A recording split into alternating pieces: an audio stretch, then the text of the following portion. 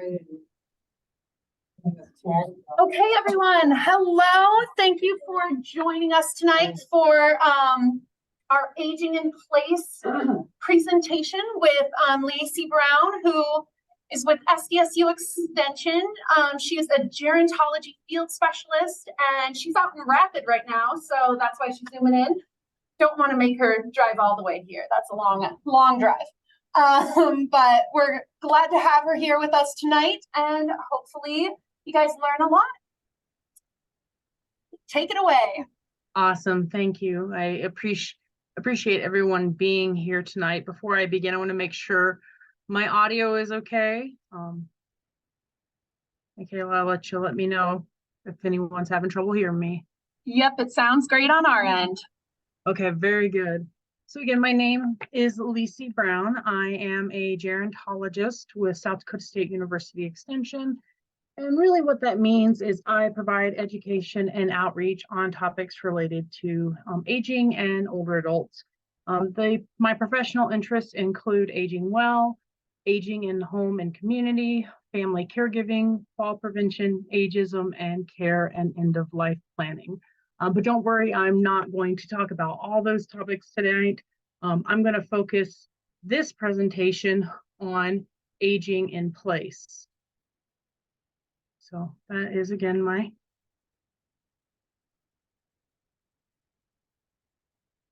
there it goes. Sorry about that.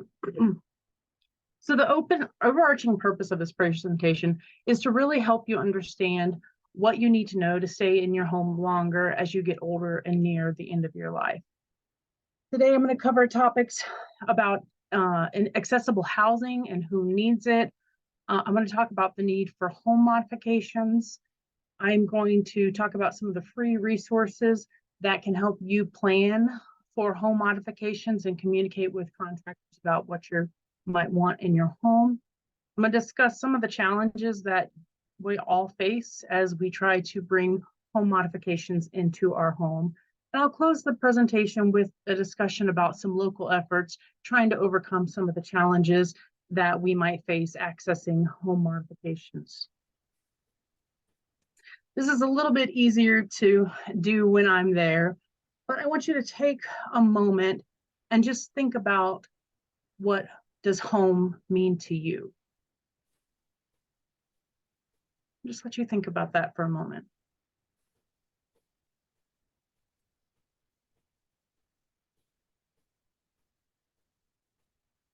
You know, for many of us, when we think about our home, it's where we feel safe. It's where we feel secure. It's a sign of all of our hard work that we did over the years to make this home, customize it to the way that we want it to be. You know, your home may often have some of those precious family heirlooms, you know, and the thought of having to move to another home, it's really, it's just not a thought that people generally like to think about. But the truth is, what's difficult to face is there are some facts of life that truly do affect our ability to remain in the home. You know, there are 4 facts of life that are difficult to face. Many of us will experience chronic diseases like heart disease or diabetes. And when we develop those diseases, it often contributes to us having disabilities, not being as physically able as we once were. But disability isn't always permanent either. Sometimes we'll have a short-term period of disability because we're ill, and then we'll recover from that disability. There's also accidents. You know, we live in a state where agriculture is an important part of our economy, and many people who work in agriculture experience accidents, which ultimately take away some of their mobility. And then at the end of the day, there is death and dying. Before we end our time on this earth, it is likely that we will have a period of decline where we need help with routine tasks. What's important to remember is all of these events create disability, whether it's temporary or it's permanent. In addition to that, it also generates the need to have a family caregiver, someone to help us do routine tasks. So I'm going to focus on accessibility, but I want to talk a little bit more about some of those things beyond accessible housing that could really impact your ability to remain in your home. So we live in a rural state, and if you are in a rural community, you may have limited access to services and to sport, limited access to transportation. And those can be really important services that we need once we develop a disability. There's also the availability of a family caregiver, someone to help. At the end of the day, all of us are going to need someone to help us. Another barrier is lack of planning. We may say we want to age in place, but we don't take the steps to ensure that that's a realistic option for us. And then there's the design of our community. Are there shops, goods, and services within walking distance of residential settings? Losing the ability to drive happens, and if you're in a community that supports you and accessing goods and services, you can age in place a lot better than if you're in one that doesn't. And as I said, design of the home. That's really what I am going to focus my discussion today here about, is how important it is to have your home designed in a way to meet our needs once we develop disabilities. So I'm talking about accessibility in the housing stock right now. So the graph on the screen is from the US Census Bureau, and it shows that 5% of existing housing units have a ramp, 54 have a no-step entrance, 52 have only one floor, 79% have a full bathroom on the first floor, and then 74% have a bedroom on the first floor. So this is just a snapshot in time. I also have to comment that there are limitations with this data that I'm presenting to you, because, for example, if you think about that bathroom, a full bathroom, many people, myself included, live in a home that's got a very small bathroom. So it may have a full bathroom on the main level, but that bathroom may not necessarily be appropriate for accessibility needs. So I'm going to move on and talk about who needs accessible housing. The graph on the screen shows that there are 39% of households have at least one person who's age 65 and older, has a disability, or both. Research suggests that 19% of US households have an individual with a mobility-related disability. And about 1 in 8 households have a member who uses a mobility device for a long-term condition. But again, these data really are only a snapshot in time. The truth is that we're all going to need accessibility at some point in our life, which means that we will need to renovate our home for us to remain there long term. So home modifications really are those changes or renovations that we make to our home to make it meet the needs better of a person with a disability. So renovations that you may hear of common are ramps, grab bars, maybe a bathroom remodel. One that's maybe not talked about quite as often is reorganization. So, for example, if the stairs become a problem, you could relocate the bedroom from the upper level down to the main level. Or you could reorganize storage in your kitchen so that the things that you need to be able to get more frequently, daily, say, are easier to get to. Checking my notes.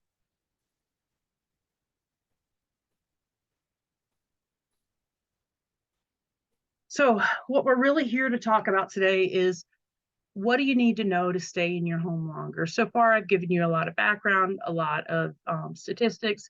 And, if you're here today, then I assume, this is a question you really want the answer to. So there are 3 pieces of educational materials I'm going to talk about. These are all free resources. There are some printed copies of these materials in the room today. I can get the links and put them in chat for people who are participating via Zoom. But there's 3 resources I'm going to talk about. One is the adaptable home, and that really focuses on the bones of the house, the structures within a home that can be the most costly when you want to renovate for accessibility. The second document I'm going to talk about is the Home Modification Planning Guide. This document really goes into a lot of details about the specific, about using the home. That we don't often think about, well, how do we do dishes? How do we do laundry? How do we open doors? How do we use faucets? So it goes into a little bit more details about things you might want to consider as you're planning to remain in your home. And then the final item is the Home Modification Planning Guide, which provides some information about how you can go about financing home modification. So the adaptable home focuses on 4 features. I developed this concept in collaboration with an architect named Gene Fennell, and really this gets at the bones of a home and what you need for it to be renovated or home modified for accessibility. So the first one really is a bathroom that is sized and spaced for a wheelchair user. And when we think about for the wheelchair user, we also have to think about for the fact that can someone come in that bathroom and help with personal tasks. So really having that size and space you need in the bathroom for caregiving, for mobility devices. The second feature is a bedroom on the entry level that can be used for sleeping.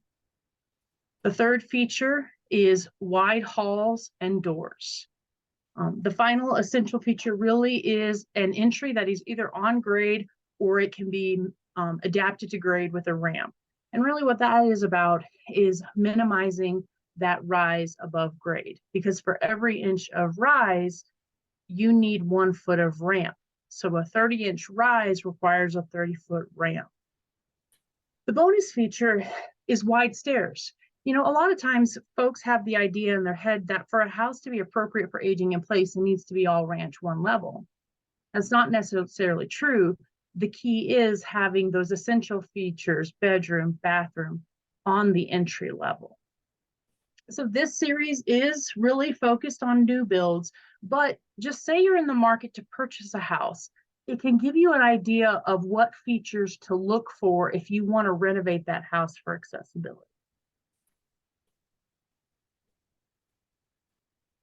So the next document is the Home Modification Planning Guide. The previous resource I did not print for you. If you want it, I can definitely send the link to Michaela, but I thought the other 2 resources that I did print would be of the most interest to the group. So this Home Modification Planning Guide is a document that I put together. Really important thing to remember about accessible housing is it truly has to be customized to the person who lives there. So for example, when you're installing grab bars, they need to be measured by an occupational therapist so that they're at the correct height for the size of the person. And what this guide can help you do is explore your home and how you might be able to use it and help you think about it. Because that's a key, when we develop disabilities, we still need to be able to interact with our home. We still need to be able to do things. And this guide can help you look at some of those things you need to do in your home. So the 34 questions are grouped into 4 categories.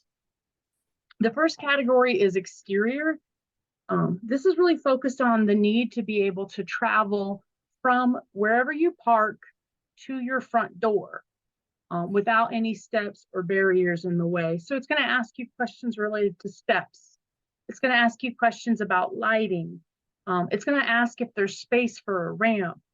It's going to talk about door width. So those are the questions that are under that exterior side of this guide. The accessible routes focus on moving through the home because it's really important to understand we need to be able to move through our home.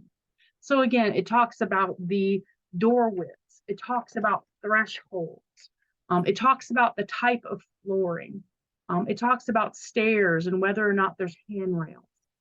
It also talks about lighting and where rooms are located, like where the laundry room's located, where the kitchen and entertainment spaces are located.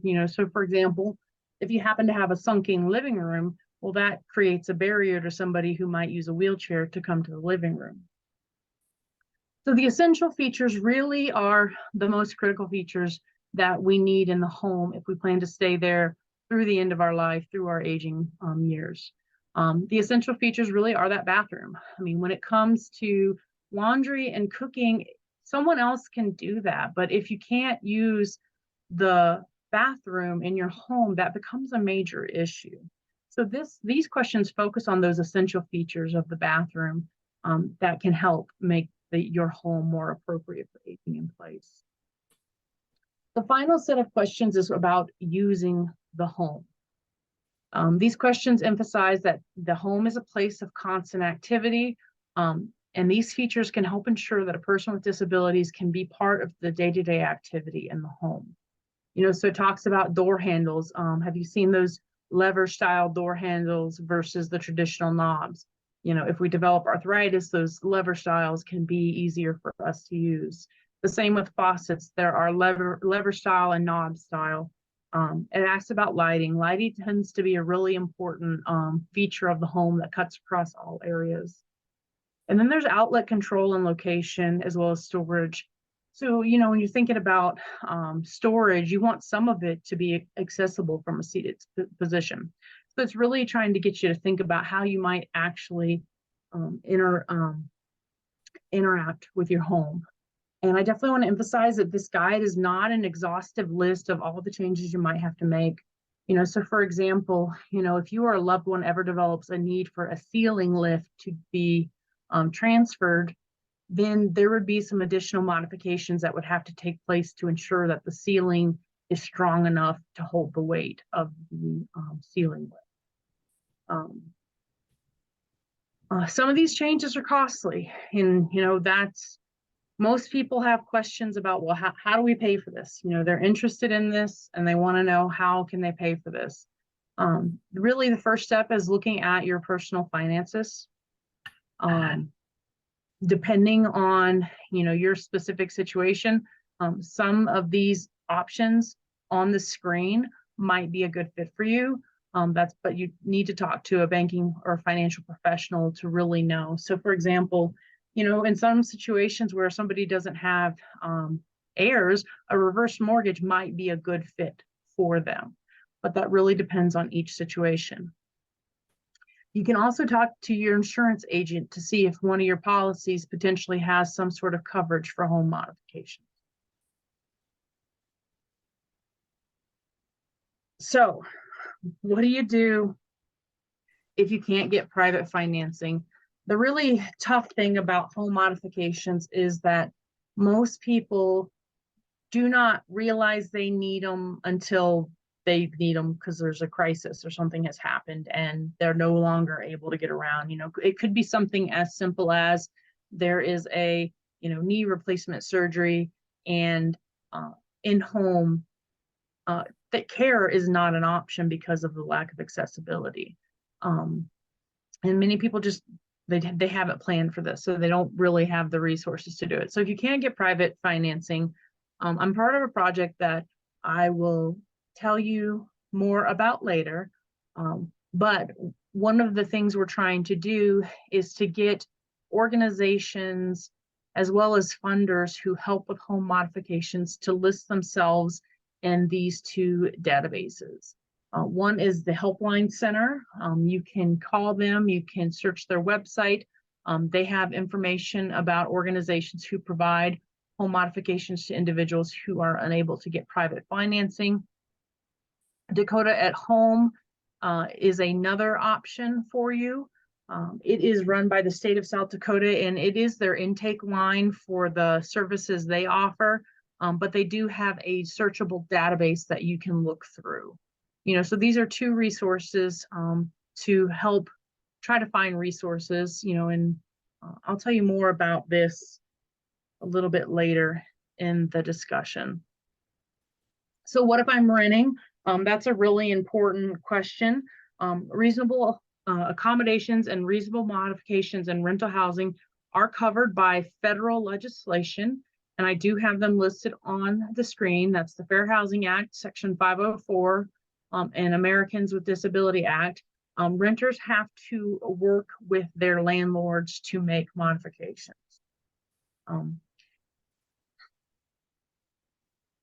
it's really important for me to be realistic about how difficult it will be for you to get home modifications. There's a lot standing in the way for many consumers. Cost, I mean, the people who need home modifications the most are often on a fixed income. You know, they've been out of the workforce for a long time.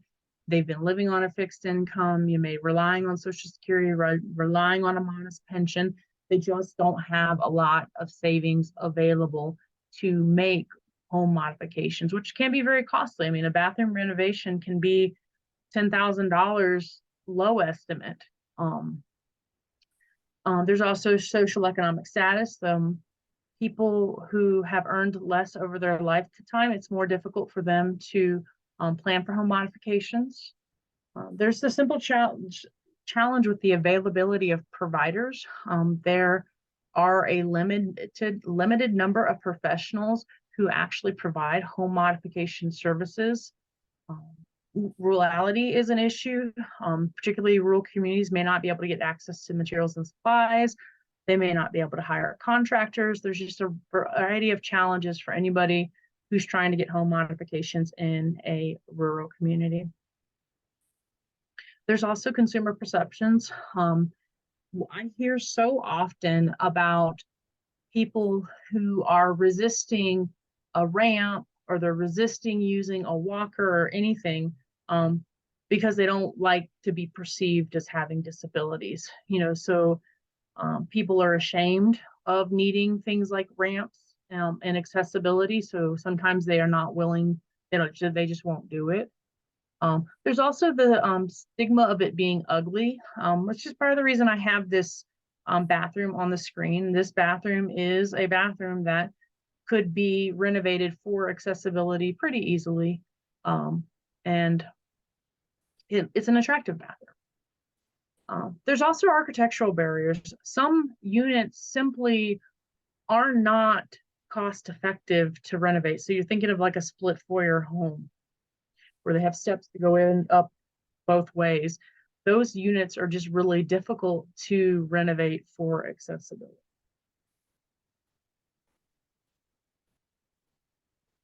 I'm going to talk about who is working to overcome these challenges. I have a grant-funded project called the Voices for Home Modifications of the Dakotas. There are diverse stakeholders involved in this project. I collaborate with folks from North Dakota and South Dakota. All of these individuals are affected by home design and trying to connect consumers with home modifications to make it easier. I mean, ultimately, we really want to increase the visibility of home modifications in South Dakota and North Dakota so that more folks, really can accomplish their goal of staying in their home longer. And our mission is to increase knowledge and awareness about the role that home design plays in quality of life for people with mobility limitations. And our vision is that every home will be constructed to enhance quality of life for all people. I'll talk about our activities, our accomplishments, and our next steps. This project has been moving forward since 2021. It's volunteer driven. I have everybody is donating their time to create a toolkit. The toolkit we created includes testimonials from people living in North Dakota and South Dakota. And these testimonials, they do focus on consumers and what are their experiences with home design and disabilities. We also have stories from home care providers and emergency medical service providers, who that we often forget about, how they are also affected by inaccessible housing. Some of the consumer resources that we are making is a guide. We're not technically making a printed guide. That it's really hard to keep up with any printed document. But what we're doing is those two databases I told you about earlier, Helpline Center and Dakota at Home, we're really working hard to find those providers and those funders and encourage them to get listed. So we're doing a lot of outreach, trying to find these people who do serve. I mean, we know the market is limited, but we know that there are people in South Dakota and North Dakota who are doing this work. And we want to make it easier for consumers to find them so that they can get their homes modified. We've put together a social media campaign to promote the testimonials and the funding guide. We're really trying to really bring this story home so folks can understand that, you know, there's real people here in South Dakota and North Dakota who are struggling to get home modifications. We're conducting some research. We're trying to understand home modifications in North Dakota and South Dakota. You know, what might be the opportunities? What are the challenges? Just trying to figure out a way forward to try to move the needle on this issue. I mean, I'm sure there's plenty of you in the room and on Zoom who would like to remain in your home, but you're concerned that there may be barriers to doing that. And we're trying to make it understand that so we can help people accomplish their goals. And then we're doing an overall awareness campaign. We will be participating in home show events in North Dakota and South Dakota to try to get in front of people who are building homes right now and get them to try to think ahead about when they construct their home to build it in a way that it could be renovated for accessibility more easily. And then I'm doing presentations like today just to help people know that this project is happening, and find additional partners and collaborators, and just continue to move this forward.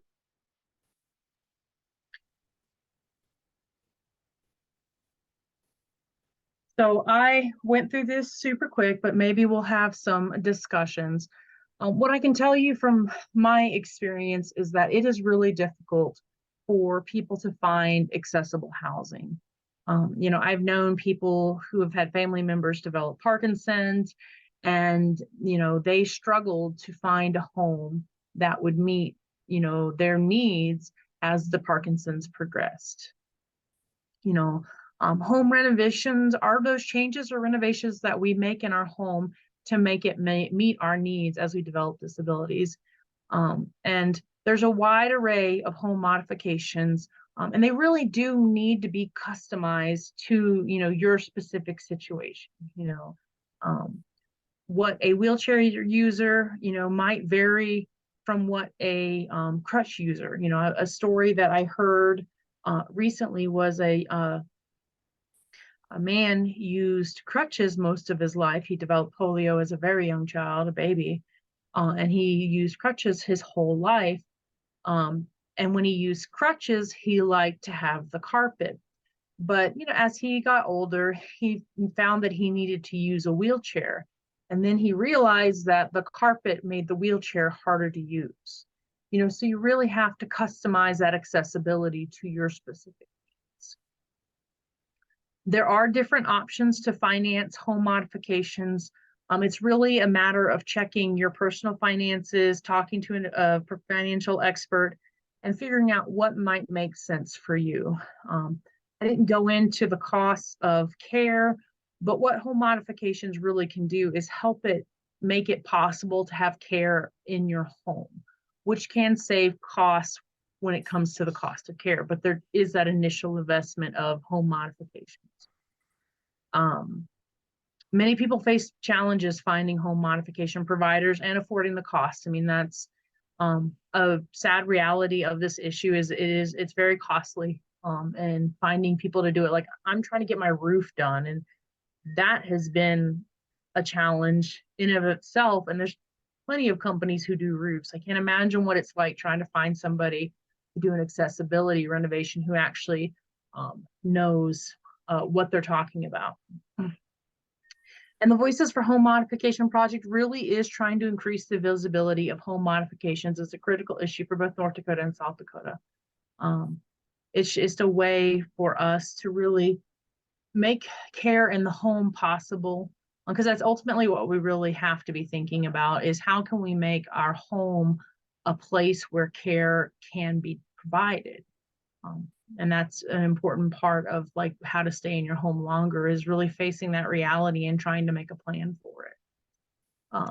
All the resources I talked about today are here on the screen. I printed the home modification planning guide, and I printed the how to find and pay for home modifications. Both of those guides do list a certifications that a home modification provider might have. So for example, one that's pretty well known is a certified aging in place specialist. So that's a person who's received some additional training to do home modifications. So like I said, that home modification planning guide and that funding guide both list those professionals. I'm going to take those links and put them in chat. I have arrived at the end of my prepared content. I did go through that pretty quick. Michaela, are there any questions? What we can do is I'll just turn the computer towards the audience. I'll call on people and speak up, because our only microphone is going to be this computer. So if Leacy, if you can't hear someone's questions, let me know and I'll repeat or rephrase. Sounds good. There we go. Sounds good. Are there any questions? Yes. So I'm Dan McCauley with Brookings Area Habitat for Humanity, and I came tonight to let folks know that we have programs that do some home modifications, and we finance that for you up to $3,000 worth of materials. You don't pay for the labor, and you pay that back as you are able to. So we can do ramps, we can do excessive grab bars, we can do up to about $3,000 worth of materials for you. I'll leave my business cards on the table. Thank you. Yes. Habitat on the way to Volga, you're wonderful. And we love you. Second question I have was, is it, if the finances are there, is it sometimes easier to build an addition to the existing home that's totally accessible? So did you hear that question? So I think the question is, does it make more financial sense to build an addition? Yes. So I think in some situations, yeah, because if you're if you're dealing with structural walls that you can't move, it might be easier to put an addition on. But I do urge you to talk to, a professional about any addition, like that kind of stuff. Definitely talk to a professional. I mean, I'm giving my best guess. I mean, I'm not a builder, not a contractor. So that would be the best recommendation, is to definitely, talk to that, With a wonderful bunch of habitat people here. And just west of Brookings, they're terrific. Are there any other questions? Oh, come on. it's a lot. Yes, Del. Is there some way or somebody that we can contact, take our initial steps in planning what we want to do? Is there like an initial contact? Their initial contact, it varies by and whether or not you have somebody in your community. That's where I have a real big challenge right now. I don't know where they are. Habitat might work. I'm sorry, your name just left me. I heard you say it and then it left me. Dan McCauley. Dan? Yes. Okay. Dan may have some ideas about contractors in the area, but that's the key. You'd have to start talking to somebody who's an expert, and they need to look at your house. That's the key. They got to look at your house and see how feasible it is. Because some houses, it's just, you can't do it. They just can't be renovated. The city of Brookings has an accessibility committee, and they have people on that committee that can help with those kinds of initial assessments. See, that's good to know. And that's the kind of thing I'd love to have listed on that database, just so that they know like, oh, hey, here's someone in the community that could help. Because that's the problem.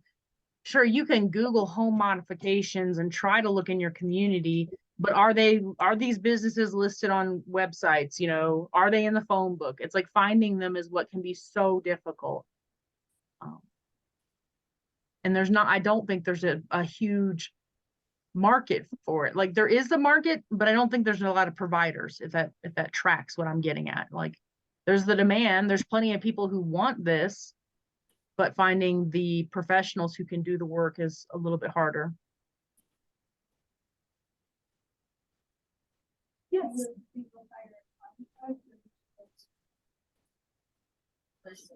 Would you hire a contractor or would you go to someone like an architect or something like that? So in that home modification planning guide, I can bring that up.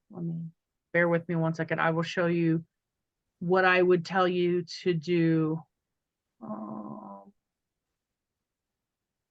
Because, and I'm working with some folks from North Dakota to try to figure out if we can get these professionals listed somewhere.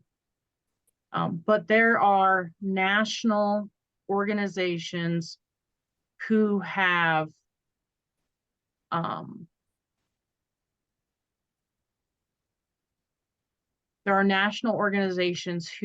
put together additional training for their members so that they can have a certification of a professional who has experience with home renovations. What I do not know is how many of these are in the state. Like I said, I'm working with a group, but these are certifications. So we have certified environmental access consultants, certified aging in place specialists. That's a national home builders certification. That one you can Google online. And there are people in South Dakota who have that CAP certification. So that would be another thing you could do is go to the National Home Builders Association website, go to their directory and look for a CAPS professional. There's also the Certified Living in Place professional, this executive certificate in home modification. That's the training that I actually took. There's Age Safe America, Certified National Association of Remodeling, and then Certified Home Assessment and Modification Professional. It's going to take, a little bit of searching to find them, but those are the type of people who, if you want to do an assessment, they're going to have the expertise. A standard contractor who has no training, they might be able to go reference the ADA, but they're not going to really understand some of the things that you should think about, blocking, like you need blocking in your bathroom. If you plan to put up grab bars, there needs to be blocking. I hope that helps. Any further questions? Awesome. Well, thank you so much for joining us tonight. Would you like to speak about the the survey at the end? Oh yeah, the survey. Yeah. So it's just a one-pager. My employer SDSU likes to know who we're reaching. So if you could just fill that out for me. It just allows me to count how many people I reached. So I appreciate that. I appreciate your time and attention. I wish I sent you away with, woohoo, I can get this done, but it's a lot of work, and if you have questions, you definitely can reach out to me. Kim, is One question. addition or remodeling include a sleeping area and possibly a partial half bath, not a shower or a toilet or a tub, for a caregiver who lives in but may not be a family member? I didn't hear that. So, okay, he is asking, would part of the modifications include like a living space for a caretaker that might not be a family member? I think there's wisdom in that.